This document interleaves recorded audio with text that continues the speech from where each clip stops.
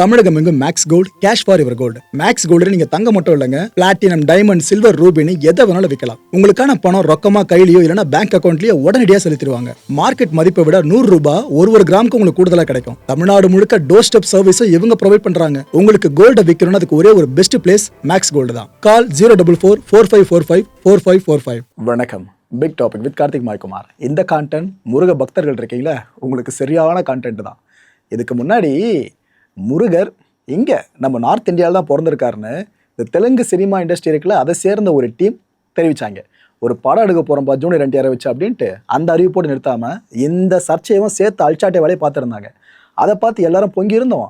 தமிழ் சினிமாவில் நடிகர்களே இல்லையா, இயக்குநர்கள் இல்லையா, நீங்கள் முருகரை தொட மாட்டீங்கன்னு பல பேரும் கேட்டிருந்தோம். அது அவங்க காதில் கேட்டுச்சோ என்னவோ தெரியல. DV தனுஷ், வெற்றிமாறன் 2 பேரும் சேர்ந்து முருகர் சார்ந்த படத்தை கொடுக்க போகிறாங்க. காம்பினேஷனே ஒரு மாதிரி யூனிக்காக இருக்குல்ல. இதை பற்றி தான் முழுக்க பார்க்க போகிற நிகழ்ச்சியில் போகலாம்.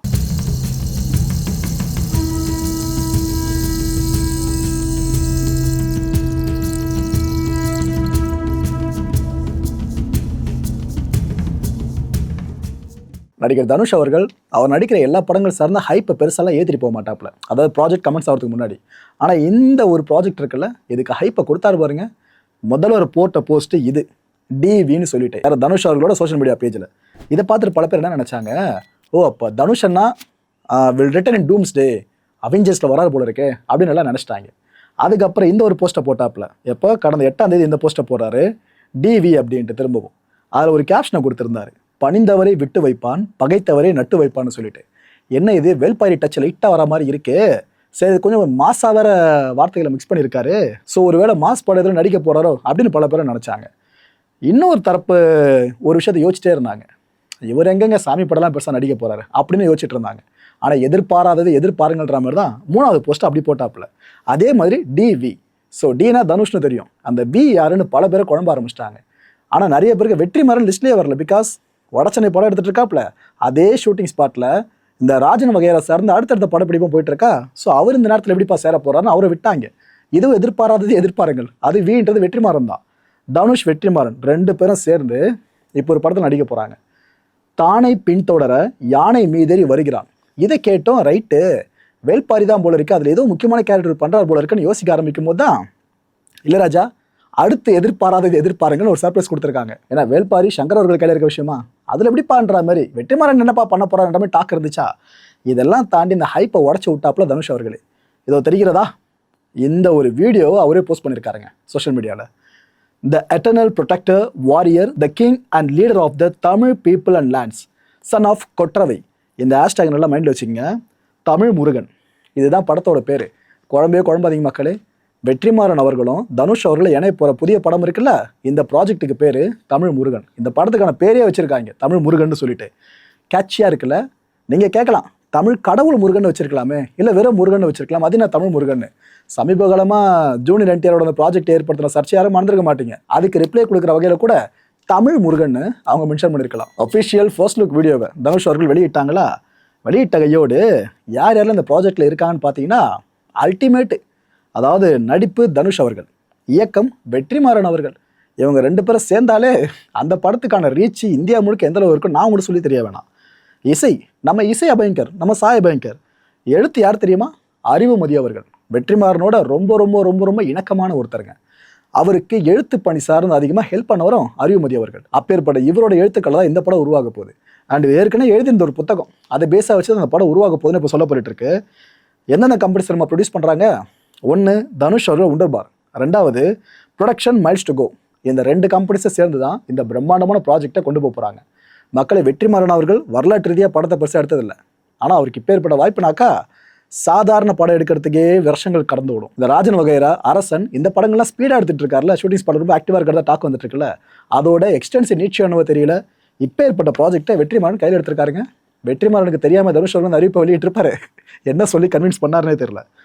இந்த பார்ன் இன் நார்த் அந்த காமெடி ஞாபகம் இருக்கா, இந்த தெலுங்கு சினிமா இண்டஸ்ட்ரியில் இருக்க இவர் ஜூனியர் NTR, இவர் லீடாக பண்ணுற ஒரு படம்ட்டு சமீபத்தில் ஒரு போஸ்டர் வெளியிட்டாங்க. ஃபுல்லாக AI போஸ்டர் தான். ஆனால் அவங்க என்ன AIயில் போஸ்டர் போடுறது, நம்ம வீடியோ போடுவோன்னு தனுஷ் அவர்கள் ஒரு படி மேலே போயிருக்காரா.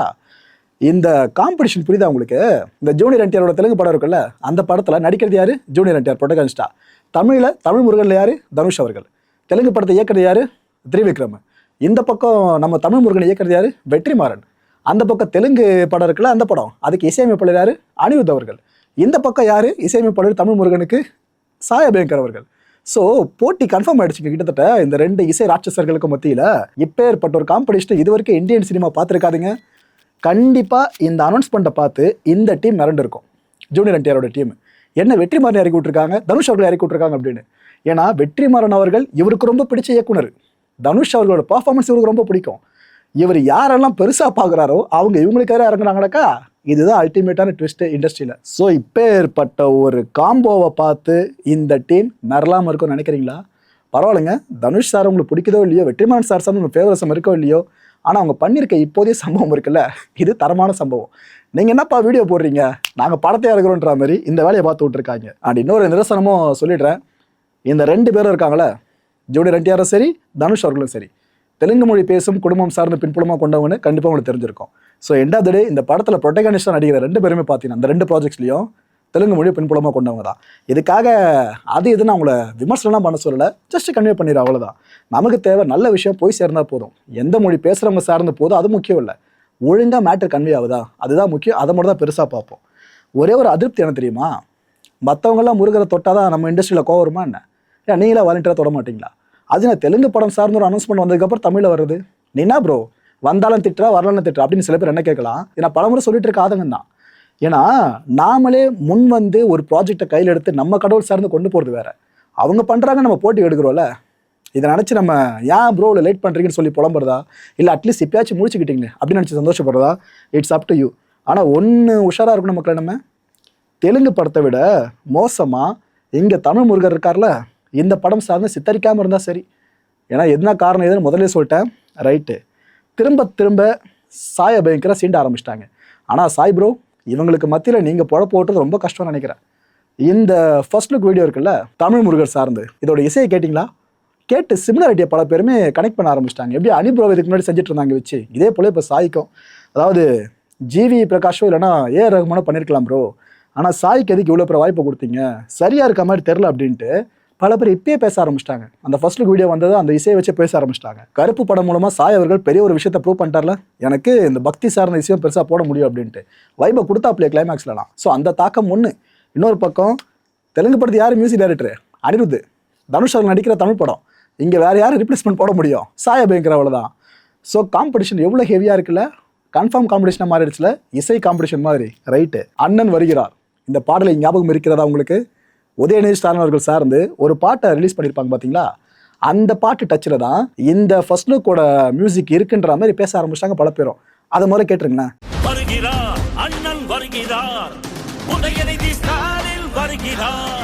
இது என்ன சிமிலாரிட்டி? அதுக்கு அடுத்து ஒரு சிமிலாரிட்டி இருக்கு. இன்னொன்று சொல்கிறாங்க, இந்த அப்பா வராண்டா ஞாபகம் இருக்கா? அந்த டயலாக பாட்டா மாத்தினாங்களே, அந்த டச்சு கூட சேர்த்து பேச ஆரம்பிச்சிட்டாங்க. இப்போ அதையும் கேட்டுருங்களா. அப்ப வரண்டா போறாண்டா இப்ப போறாண்டா இங்க போறாண்டா போயிருக்காண்டா. ஸோ சாய் ப்ரோ இந்த அளவுக்கு எல்லாம் கண்டுபிடிக்க ஆரம்பிச்சிட்டாங்க. கண்டிப்பாக நீங்கள் இருந்து இன்ஸ்பயர் ஆகியிருக்க மாட்டீங்க நான் நம்புகிறேன். ஆனால் மக்கள் பெருசாக நம்புற மாதிரி தெரியல. அபயங்கர் மோட் இனிமேல் அரோகரா மோடாக மாறிச்சுனாக்கா சூப்பராக இருக்கும். பார்ப்போம். கருப்பில் உங்கள் டேலண்ட்டை ப்ரூவ் பண்ணிட்டீங்க.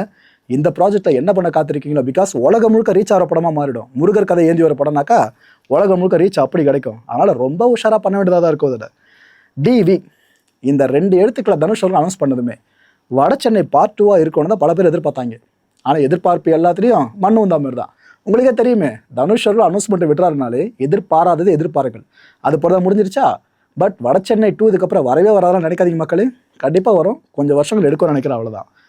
அரசியலுக்கு வர்றதுக்கு முன்னாடியே தனுஷ் அவர்கள் வேலை தூக்கியிருக்கார்ல, வேறு எதுவும் இல்லை, இந்த தமிழ் முருகன் இந்த ப்ராஜெக்ட் கமிட் ஆயிருக்கார்ல, அதை பற்றி தான் சொல்கிறேன். ஸோ கூடிய சீக்கிரம் அரசியல் எதிர்பார்க்கலாமா என்ன? ஏன்னா வேலுனாலே அரசியலுக்கான ஒரு அடையாளம் மாதிரி மாற ஆரம்பிச்சிருச்சு. ஏற்கனவே ஓம்னு ஒரு படம் தனுஷ் அவர்கள் பண்ணிட்டு இருக்காங்களா, அதுவும் பக்தி சார்ந்த டைட்டில் தான். படத்துக்குள்ளே என்ன இருக்க போதும். ஸோ இதெல்லாம் கனெக்ட் பண்ணி பார்க்குறப்ப ஒரு வேளை ஆன்மீக அரசியல்ன்றது வார்த்தை பதம் ஞாபகம் இருக்கா, யார் சொன்னதுன்னு? அந்த வழியில் தனுஷ் அவர்கள் ஃபியூச்சரில் அரசியலுக்கு வருவாரோன்னு இப்போ எல்லாரையும் எதிர்பார்க்க வச்சிட்டாரு. சமீபத்தில் அவர்கிட்ட மைக்கு போட்டாங்க தனுஷ் அவர்கள்கிட்ட, என்னங்க கட்சி கொடின்ற மாதிரி ஏதோ பேச்சு அடிபடுது அப்படின்ட்டு. அவர் பாட்டுக்கு பதில் பெருசாக சொல்லாமல் போயிட்டார். இல்லைன்னு சொல்லி மறுத்துருக்கலாம், அரசியலாக வரமாட்டேன்ட்டு. பட் எதுவும் சொல்லலைனாலே மௌனம் சம்மதத்துக்கு அறிகுறின்ற மாதிரி தான் இப்போ பார்க்க முடிஞ்சிட்டு இருக்கு. அறிவுமதி ஆக்சுவலாக இது இருக்கார்ல, இவர் தாங்க அறிவுமதி. ஆகச்சிறந்த ஒரு எழுத்தாளர். இவரை பற்றி பல பேருக்கும் தெரியல, பட் இதுக்கப்புறம் பெருசாக தெரிய வரும் பாருங்க. இவரோட கைவண்ணத்தில் உருவான படைப்பு தான் இதோ தெரியுதா, தமிழ் முருகன் அப்படின்ற படைப்பு. அறிவுமதி அவர்கள் எழுதின படைப்பு. புதுவா வெற்றிமாறன் கிட்ட ஒரு பழக்கம் இருக்கும்ல, அவர் படிக்கிற நல்ல கதை தொகுப்புகள், நல்ல ஒரு விஷயத்த அப்படியே படமாக கொண்டு வரது ஆசைப்படுவார்ல. ஒருவேளை இவர் பார்த்து படிச்சுட்டு ஆசைப்பட்டாரா இந்த ப்ராஜெக்ட் ஆரம்பிக்கணும்னு, இல்லைனா தனுஷ் அவர்கள் பார்த்துட்டு சார் இதை பண்ண எப்படி இருக்கும் சார் அப்படின்னு கேட்டிருப்பாரா. ஆனால் 2 பேரில் யாரோ ஒருத்தர் யாரையோ கன்வின்ஸ் பண்ணியிருக்காங்க மட்டும் தெரியுது. அது யாருன்னு தான் தெரியல. ஆப்வியஸாக வெற்றிமாறன் முருகர் சார்ந்த படத்தை எடுக்கிறதுக்கு முன் வருவாரா, ஆன்மீகம் சார்ந்த படத்தை? ஸோ யார் கன்வின்ஸ் பண்ணிருக்கலாம்னு நினைக்கிறீங்க? பிடிச்சிட்டிங்க, கரெக்டு, ஓகே, ரைட்டு. ஆனால் ஒரு விஷயம் மறந்துடாதீங்க மக்களே, சிவகார்த்திகேயன் ஒரு படம் நடிச்சிட்டு இருக்கார்ல, அந்த படத்தோட பேரும் செய்யணும். பாருங்க, எங்கே பார்த்தாலும் முருகர். தெலுங்குல பார்த்தீங்கன்னா முருகர் வேணுன்றாங்க, தமிழில் இதோ தமிழ் முருகன் பேர் டைட்டிலே வச்சிட்டாங்க. சிவகார்த்திகேயன் நடிச்சிட்டு ஒரு படம் விருமாண்டி சாமி பேஸ் பண்ணியிருக்கோம், பார்த்தா அங்கேயும் செய்யணுன்ற டைட்டில். உங்களுக்கு தெரியும், விருமாண்டி சாமி தாண்டி வேற யாரும் கும்பிடாத விஷயம் அதெல்லாம் உங்களுக்கு தெரிஞ்சிருக்கும்னு நினைக்கிறேன். ஆனால் அந்த இடத்துல கான்ட்ராஸ்டாக அந்த டைட்டில் வச்சிருக்காங்க. ஸோ முருகர் யுகம் ஆரம்பிச்சிருச்சுன்னு பல பேர் சொல்லும்போது நம்மளால இப்போ கண்ணு முன்னாடி விட்னஸ் பண்ண முடியுதுங்க அதை. ஆனால் எனக்கு என்ன உள்ளபடி ஆகுங்கன்னா, வட இந்தியாவில் இல்லாத கடவுள்களா?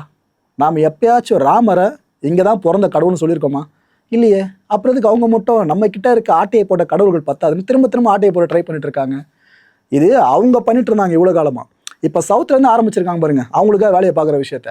இதெல்லாம் தாண்டி நாம வாய் பேசினா மட்டும்தான் நம்ம கடவுள்களையே காப்பாற்றிக்க முடியும் போல இருக்கு. அப்பேற்பட்ட சூழலை கொண்டு வந்து வச்சிருக்காங்க. அடுத்து அண்ணன் அறிவுமதி இருக்கார்ல, இவரை பற்றி சொல்லிடுறாங்க. தமிழ் சினிமா இண்டஸ்ட்ரியில் அண்டர் ரேட்டட் லிரிசிஸ்ட்னா இவர் தான் சொல்லணும். அவரோட பாடல்கள் கேட்டிருக்கீங்களா மக்களே? ஆப்வியஸாக கேட்டிருப்பீங்க. ஆனால் இவர் தான் எழுதியிருப்பார்னு தெரியாமல் கேட்டிருப்பீங்க. எவ்வளோ நயமாக இருக்கும் தெரியுமா அந்த வரிகள் ஒன்று ஒன்றும். உதாரணத்துக்கு சொல்கிறேன், சிறைச்சாலை படம் பார்த்துருக்கீங்களே, செம்புவை பாட்டு கேட்டிருப்பீங்களே, அந்த படத்தில் வந்து எல்லா பாட்டையும் எழுதுனது இவர் தான். அது மட்டும் இல்லை, தில் படத்தில் கண்ணுக்குள்ளே கெளுத்தி அந்த பாட்டை இவர் தான் எழுதினாரு. தூள் படத்தில் மதுரை வீரந்தானே அந்த பாட்டை இவர் தான் எழுதினாரு. உதயா படத்தில் ரஹ்மான் இசைக்கு இந்த படத்துக்கு உதயா உலர்கிறேன் பாட்டு இருக்குல்ல, அதே இவர் தான் எழுதினாரு. மந்திர புன்னகை படத்தில் என்ன குறையோ, என்ன மாதிரி பாட்டு தெரியுமா மக்களே, டைம் தான் கேட்டு பாருங்க. சிறுத்தை படத்தில் ஆறாரோ ஆறிராரோன்னு ஒரு லலபி ஒன்று வரும் பாருங்க, அதை எழுதினதே இவர் தான். சேது படத்தில் மாலையன் வேதனை கூட்டுதடி இருக்குல்ல, அதே இவர் தான் எழுதினாரு. அதே சேது படத்தில் இளையராஜா வாய்ஸில் ஒரு பாட்டு வரும் பாருங்க, எங்கே செல்லும் இந்த பாதை, அதை எழுதுனது அறிவுமதி அண்ணன் தான். பிரியாத வர வேண்டும் படம் இருக்குல்ல, அதில் வந்த பிரிவொன்றை சந்தித்தேன் அந்த பாட்டை இவர் தாங்க எழுதினாரு. இவ்வளோ ஏன் தமிழ் பிறந்தநாள் வாழ்த்து பாடலை எழுதினது நம்ம அறிவுமதி அவர்கள் தான். நீண்ட நீண்ட காலம் நீ நீடு வாழ வேண்டும்ன்ற பாட்டு கேள்விப்பட்டிருக்கீங்களா? அது வேற யாரும் எழுதலை, அண்ணன் தான் எழுதியிருந்தார். அப்பே ஏற்பட்ட இவரோட எழுத்துல உருவாகியிருக்க அந்த ஒரு தமிழ் முருகன்ற புத்தகம் இருக்குல்ல, அதைத்தான் நம்ம படமாக பார்க்க போகிறோன்னு இப்போ வரைக்கும் நம்பப்பட்டு இருக்கு. ஸோ படைப்பை பற்றி நம்ம பேசிட்டோம், என்னென்ன பாடல்கள் எழுதியிருக்காருன்னு சொல்லிட்டு. அந்த படைப்பாளை பற்றி பேசணும்ல, அறிவுமதி அவர்கள். இவரோட இயற்பெயர் மதியழகன். நம்ம விருத்தாச்சலம் இருக்குல்ல, அதுதான் அவரோட பூர்வீகம். இவர் பிறந்தது 1949 வருஷம் நவம்பர் 17 சிதம்பரம் அண்ணாமலையார் பல்கலைக்கழகம் இருக்குல்ல, இங்கே தான் முதுநிலை பட்டம் முடிச்சாருங்க அவர். இவரோட நண்பர் பேர் அறிவு. நண்பரோட பேரை தன்னோட பேரு கூட சேர்த்து தான் மதியழகன் அப்படின்ற பெயரை அறிவு மதி அப்படின்னு மாற்றிட்டாரு. அறிவு மதி எல்லாம் ஒரே அர்த்தத்தை குறிக்கிற மாதிரி இருக்குல்ல. இவர் ஒரு தீவிரமான திராவிட சித்தாந்தம் கொண்டவருங்க, அதையும் மைண்டில் வச்சுக்கோங்க. சென்னையில் தொல்பொருளியல் இருக்குல்ல, அதை படித்து தெரிஞ்சவர் இவர். பாலுமகேந்திரா அவர்கள் இருக்காங்களே, இவர்கிட்ட 7க்கும் மேற்பட்ட படங்களில் உதவி இயக்குனராக ஒர்க் பண்ணியிருக்காரு. எவ்வளோ வேர்சடைலாக இருக்கார் பார்த்தீங்களா. அண்ட் டைரக்டர் பாக்யராஜ், அப்புறம் பாரதி ராஜா, இத்தனை பேர்கிட்டையும் அசிஸ்டன்ட் டைரக்டராக ஒர்க் பண்ணியிருக்காரு. இதுக்கு காரணம் என்ன தெரியுமா? அவர் சங்க இலக்கியங்கள் இருக்குல்ல, அதை பற்றின தீவிரமான ஆய்வில் ஈடுபட்டாருங்க. இன்ஃபேக்ட் ஒரு முருகர் அப்புறம் சங்க இலக்கிய ஆய்வுகளை பற்றி ஃபுல்லாக ரிசர்ச் பண்ணது 30 வருஷங்களுக்கு மேலே. அதுக்கு காசுக்கு எங்கே போகிறது, அந்தளவுக்கு ஃபண்டோ கொஞ்சம் இருக்கணும்ல. ஸோ இந்த பணம் தேவைக்காக தான் அசிஸ்டன்ட் டைரக்டர் ஒர்க் பண்ண ஆரம்பித்தார். ஏடியா உள்ளே வந்தது காரணம் இதுதான். இங்கே கிடைச்ச பணத்தை வச்சு தான் அடுத்தடுத்து ஆய்வு பண்ணி பெருசாக கொண்டு போனார். இவ்வளோ வருஷம் கஷ்டப்பட்டு எழுதின புத்தகம் இருக்குல்ல, அது படமாக நம்ம பார்க்க போகிறோம்னாக்கா சூப்பராக இருக்குங்க.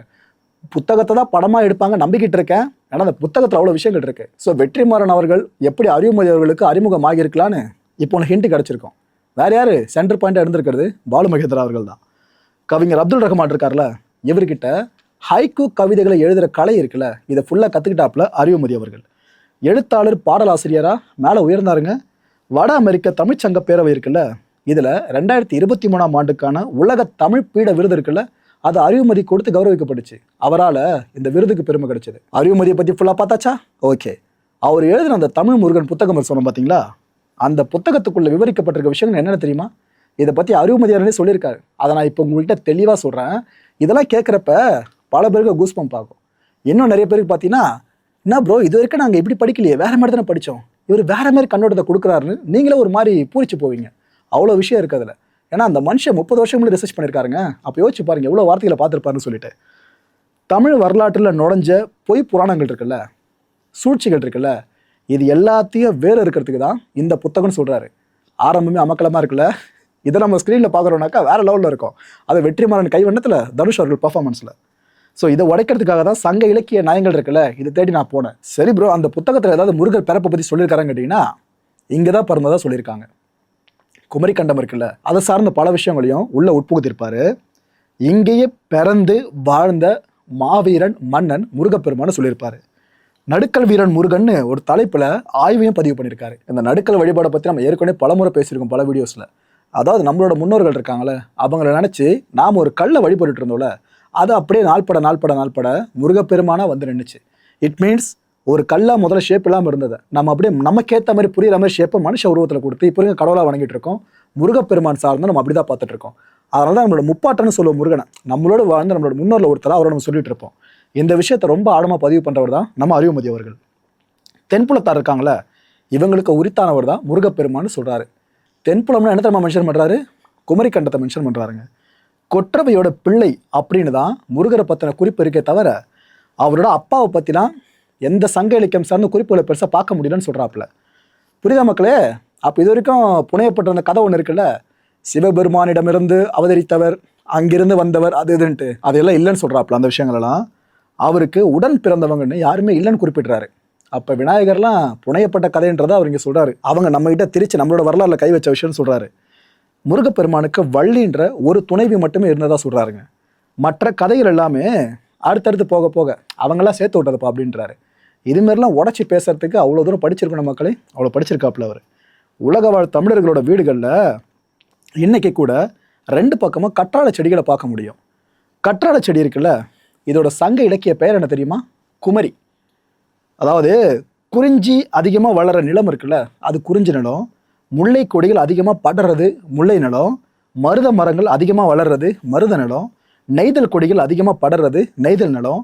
வெப்பாலை இருக்குல்ல, இந்த மரம் அதிகமாக வளர்றது பாலை நிலம். இதே மாதிரி குமரி அதிகமாக விளையிற நிலம் தான் குமரி நிலம்னு சொல்லியிருக்காரு. குமரினா என்ன சொன்ன? கற்றாழை. அண்ட் இன்றைக்கும் தமிழர்கள் வீடுகளில், அதிலும் குறிப்பாக கிராமங்கள் எடுத்துக்கலாம், நகரப்புறங்களை பெருசாக பார்க்க முடியல, அந்த வீட்டுக்கு முன்னாடி பார்த்தீங்கன்னா அந்த படிகார கல், கத்தாழை செடி, சங்கு, தேங்காய் இதெல்லாம் தொங்க விட்டுருப்பாங்க. ஆக்சுவலாக இது எதுக்காகன்ற காரணத்தை அவர் விவரிச்சிருப்பாருங்க. கேட்குறப்ப ஏப்பா கடைசி விவசாயியில் அந்த மாயண்ட தாத்தா சொல்லுவார்ல, கிட்டத்தட்ட அதோட கண்ணோட்டத்தை இன்னும் வேற மாதிரி காட்டுற மாதிரி இருக்கு. நீங்களே புரிஞ்சுப்பீங்க, மெய்சிலிருப்பு ஏற்படும். அந்தளவுக்கு ஒரு விஷயம். அதாவது ஆழிப்பேரடை, குமரிக்கண்டமே ஆழிப்பேரலை சிக்கி அழிஞ்சதை நம்ம நம்பிட்டு இருக்கோம் பார்த்து இது வரைக்கும். அந்த விஷயம் உண்மையாக இருக்கும் பட்சத்தில் அடிக்கடி ஆழிப்பேரலைகளை அப்போ இருந்த தமிழர்கள் விட்னஸ் பண்ணியிருக்காங்க போல இருக்கு. இது போல் ஆழிப்பேரலையால் தமிழர்கள் பாதிக்கப்பட்ட பிற்பாடு அவங்க திரும்ப தங்களோட வாழ்க்கையை ஆரம்பிக்கணும்ல, அதுக்கான முதலுதவி தேவைப்படும் பார்த்தீங்கன்னா ஆரம்பிக்கிறதுக்கு அதுக்கு தான் இந்த பொருட்கள் பயன்படுச்சு. இதை தான் வீட்டு வாசலை கட்டி வச்சிருந்ததாக சொல்கிறாங்க. அதாவது இந்த ஆழிப்பேரலை ஏற்பட்ட பிற்பாடு நம்ம ஊருக்குள்ளே இருக்க குளம் குட்டை அங்கே இருக்க நீர்லாம் உப்பு நீராக மாறிடுமா, கடல் தண்ணி உள்ளே கலந்து. அப்போ இந்த படிகார கல் இருக்குல்ல, அதை ஒரு பானையில் நம்ம தண்ணி அந்த குளத்துலேருந்து கொண்டு வந்து அதில் அந்த கல்லை போட்டோம்னாக்கா அதில் இருக்க மற்ற விஷயங்கள் எல்லாமே நீடுத்து போயிட்டு நல்ல தண்ணி மட்டும் நிற்குமாங்க. அதை அப்படியே நம்ம எடுத்து பருகுவோமா. ஸோ தண்ணி கிடச்சிருச்சு. இதுக்கப்புறம் சாப்பாடுக்கு என்ன பண்ணுவோம்? ஆழிப்பேரலை நம்மளை அடிச்சுட்டு போய் உயிர் பிழைச்சிருக்க அந்த நேரத்தில் சாப்பாட்டுக்கு கத்தாழை இருக்குல்ல, இதை நம்ம உணவாக கொண்டு போகணும்னு சொல்கிறாரு. மேலே கீழே மட்டும் கட் பண்ணிட்டு உள்ளே இருக்கிறத உணவாக கொண்டு போகணும். ஆக்சுவலாக இதுக்காக தான் இதுக்கு பேர் சோத்து கத்தாழைன்னு வந்துச்சாமா. சோற்று கற்றாழை சொல்லுவோல, அந்த பேர் வர காரணமே கற்றாழை நாம சோறா உண்டதுன்னு சொல்கிறாரு. அப்புறம் காயத்தை மாற்றுற மருந்தா கூட இந்த கற்றாழை இருந்ததான் ஆழமாக சொல்கிறாங்க. இதெல்லாம் சங்க இலக்கிய குறிப்புகள் சார்ந்து ரிசர்ச் பண்ணி சொல்கிறாங்க இந்த விஷயங்களை. இந்த ஆழிப்பேரலை தாக்கின பிற்பாடு பல பேரை உயிரிழப்பாங்களே, இதில் தாய்மார்களை இழந்த குழந்தைங்க இருக்குல்ல, அந்த குழந்தைங்களுக்கு எப்படி நீங்கள் தேற்றுவீங்க, பசியாற்றுவீங்க? ஸோ இதுக்காக தான் இந்த தேங்காய் கட்டிருக்கான்னு சொன்ன பார்த்தீங்கன்னா படிகிற கல் எல்லாத்தையும் சேர்த்து அந்த தேங்காயில் இருக்க நீரை கொடுப்பாங்களாம். அப்படி இல்லைன்னா தேங்காய் பால் இருக்குல்ல, தாய்ப்பால், அந்த தேங்காய் பாலை கொடுப்பாங்களாமா. கடலில் இருந்து தப்பிக்கிறவங்க அப்படின்றத குறிப்பிடுற வகையிலேயே சங்கு இருக்குல்ல, இதை நம்ம அந்த படிகாரக்களோடு சேர்த்து வச்சுருப்போம். இது கூடவே குழந்தைக்கு கொடுக்குறதா சொன்ன பார்த்தீங்களா, தாய்ப்பால் மாதிரி அந்த தேங்காய் பால், அதை சங்கில் ஊற்றி கொடுக்குற பழக்கம் இருந்திருக்கிறதா சொல்கிறாங்க. ஆனால் இந்த பொருட்கள் இருக்குல்ல, இதெல்லாம் இப்போ பார்க்க முடியல பெருசாக. இதெல்லாம் நீக்கிட்டு பிளாஸ்டிக்கில் கொண்டு வந்துட்டாங்க. அதுவும் திருஷ்டிக்குன்னு சொல்லி இதை மடைமாட்டி விட்றாங்கன்னு இதுமாரி நிறைய திரிபுகளை நம்ம வரலாற்றுக்குள்ளே புகுந்து யார் யாரோ பண்ணி வச்சுருக்காங்கன்னு அவர் அழுத்தம் திருத்தமாக சொல்கிறாரு. ஏன் கண்ணு முன்னாடி நம்ம இப்போ பார்க்கலையா? தெலுங்கு சினிமான்னு ஒன்று எடுக்கிறாங்க முருகரை பற்றின்னு சந்தோஷப்பட்டா பாணி நார்த்தாமா. இப்பயே எப்படின்னா அப்பெல்லாம் எவ்வளோ திருப்புகளை மேற்கொண்டிருப்பாங்க பாருங்க. தெற்கே கால் நீட்டி படுக்காது அப்படின்னு வீட்டில் இப்போ வரைக்கும் சொல்கிற பழக்கம் இருக்குல்ல. ஆக்சுவலாக அதுக்கே என்ன காரணமாமா, முருகப்பெருமான் இருக்கார்ல, அவரை நம்ம இழந்தது தெற்கு பகுதியிலன்னு சொல்கிறாங்க. இழந்தது இந்த சென்ஸ் தமிழர்களை பொறுத்தவரைக்கும் இன்னும் முருகப்பெருமான் நம்மளோட வாழ்ந்துட்டு இருக்காரு, அதில் மாற்று கருத்து இல்லை. ஆனால் அவர் இழந்ததுன்னு சொல்கிற மீன்ஸ் நம்மளோட ஃபிசிக்கல் அப்பியரன்ஸாக அவர் பார்க்க முடியல, அதை மென்ஷன் பண்ணுறாரு. ஸோ அது தெற்கு பக்கம் தான். அப்புறம் நம்ம முன்னோர்கள் சார்ந்து நம்ம எல்லாம் பார்க்குற திசையும் தெற்கு தான். ஸோ அவங்கள அவமதிக்காமல் இருக்கிறதுக்காக தான் வீட்டில் படுக்கும்போது கூட தெற்கு பக்கம் கால் நீட்டாதுன்னு பேரண்ட்ஸ்லாம் சொல்கிறாங்கன்னு இவர் சொல்கிறாரு இந்த விஷயத்த. சூப்பர். இலக்கியங்கள் இருக்குல்ல, அதில் பார்த்தீங்கன்னா முருகப்பெருமான் மாதிரி இந்த மன்னர், முருகப்பெருமான் மாதிரி அந்த மன்னர், இந்த மன்னருக்கு முருகப்பெருமான் குணங்கள் இது இருக்குது அது இதுன்னு சொல்லிட்டு 33 மன்னர்களை முருகப்பெருமானோடு பாராட்டியிருக்காங்களாமா, ஒப்புமைப்படுத்தி. நம்ம இலக்கியங்கள் பேஸ் பண்ணி சொல்கிறாரு. கொற்றவை இருக்காங்களே, இவங்க தான் முருகனோட தாய் அப்படின்னு சொன்னால் ஏன்டா நீங்கள் ஒத்துக்க மாட்டீங்கன்னு கேட்குறாரு. இதை படத்தில் கேட்டால் செமையாக இருக்கும்ல டைலாகா.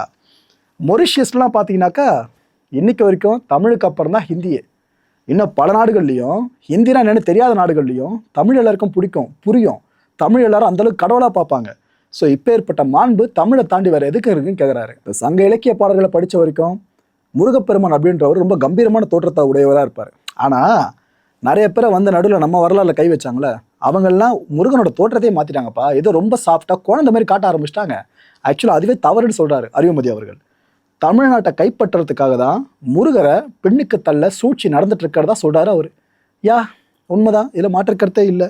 ஏன்னா நம்மளோட அடையாளத்தை அழிக்கணும் அப்படின்னா, நம்ம அடையாளத்துக்கு தூணாக இருக்கிற விஷயங்கள் இருக்குல்ல, முருகப்பெருமான் மாதிரி, அதை கை வைக்கணும்ல, அதான் பண்ணிட்டு இருக்க மாதிரி இருக்குது.